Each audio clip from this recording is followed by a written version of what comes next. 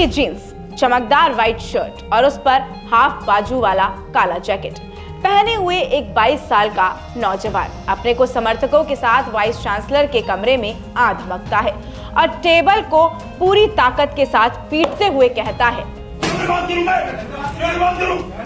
कि यूनिवर्सिटी है, आपको काम करना पड़ेगा। मेरे साथी बाहर खड़े हुए हैं, मेरे छात्र परेशान नहीं होने चाहिए।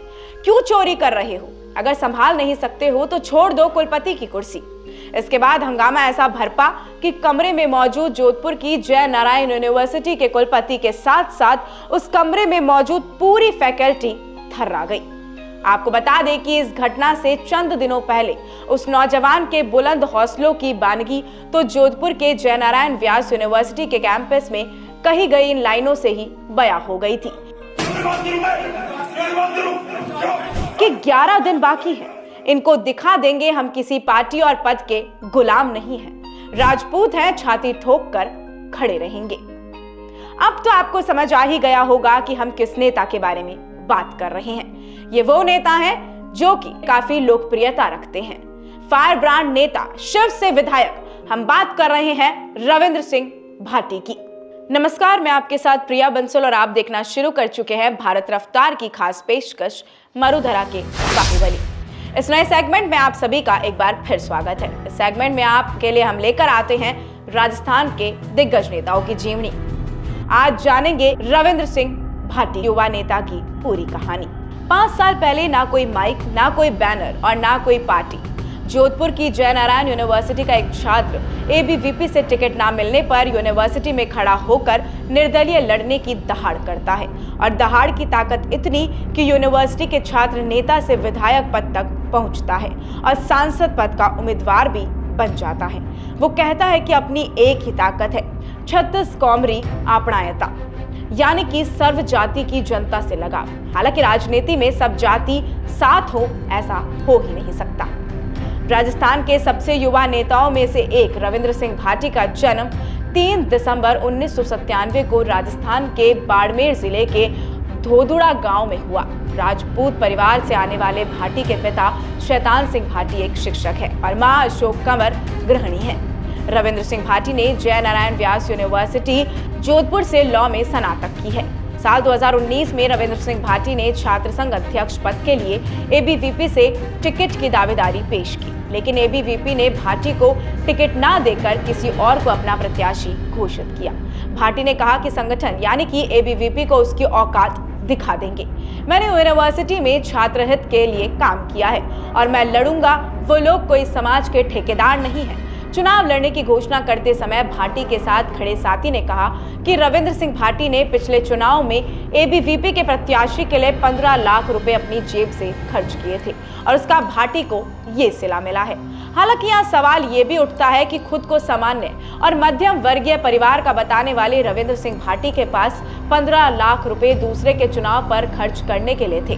खैर, एबीवीपी से नाराज भाटी ने निर्दलीय ताल ठोक दी और यूनिवर्सिटी के 57 साल के इतिहास में निर्दलीय उम्मीदवार के रूप में छात्र संघ अध्यक्ष पद का चुनाव जीतने वाले पहले छात्र नेता बने।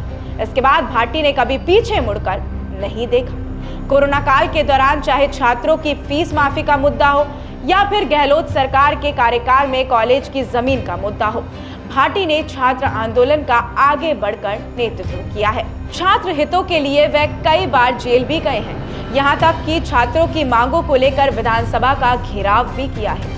अपनी इसी जुझारू छवि के लिए राजस्थानी भाषा में बोलने के कारण रविंद्र सिंह भाटी छात्रों और युवा वर्ग के चहेते बन गए हैं।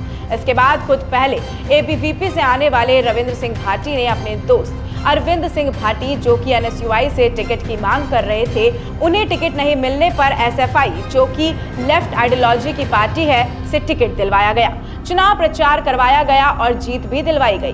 तभी से भाटी युवाओं के बीच और भी प्रसिद्ध होने लगे।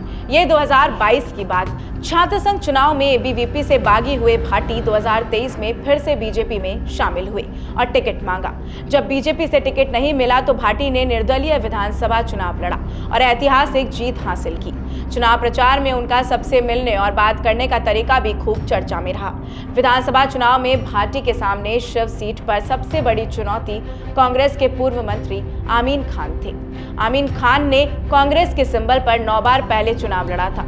84 साल की उम्र में 10वीं बार ताल ठोक रहे थे। इसके अलावा बीजेपी के स्वरूप सिंह खारा और कांग्रेस के बागी फतेह खान और पूर्व विधायक जालम सिंह रावत जैसे चेहरे इस 26 वर्षीय युवा के सामने खड़े थे। रविंद्र सिंह भाटी ने इन सभी चुनौतियों को पार किया और 4000 वोटों के अंतर से शिव विधानसभा सीट से जीत दर्ज की। भाटी ने पश्चिमी राजस्थान में मूलभूत सुविधाओं के अभाव को लेकर लगातार आवाज उठाई है।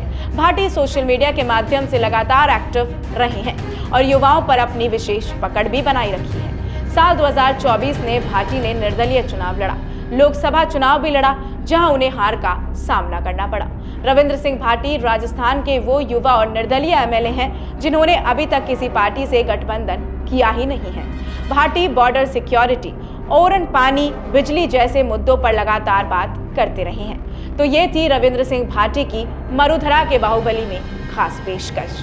फिर मिलते हैं जल्द ही एक और नए नेता की कहानी के साथ, दिलचस्प किस्सों की बौछार के साथ। धन्यवाद।